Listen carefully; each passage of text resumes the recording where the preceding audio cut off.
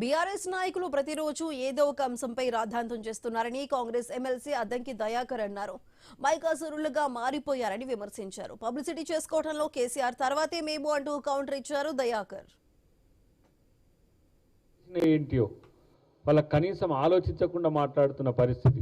ఇక అధికారం పోయినాక మొత్తం పూర్తిగా మనోడు ఆ పాత అన్ని మర్చిపోయినాయి ఫైల్స్. మన గజనికి గాక 15 నిమిషాలకు ఒకసారి మర్చిపోయినట్టుగా తెలంగాణ రాష్ట్ర సమితి అనే దాన్ని భారత్ రాష్ట్ర సమితిగా మార్చినప్పుడు ఇవన్నీ మనకు తెలియని భాషలే కూడా ఉన్నాయి. మీకు చూపిస్తాయి ఇవన్నీ తెలియని భాషల్లో కూడా వేసిన యాడ్స్కు సంబంధించి అక్కడ ఎవరు చూస్తారో చూడరు, కానీ అంత పెద్ద ఎత్తున మరి వారి నిరసన ఏమంటారు వారి యొక్క యాడ్స్ను ఇచ్చిన ఒక పరిస్థితి ఉన్నది.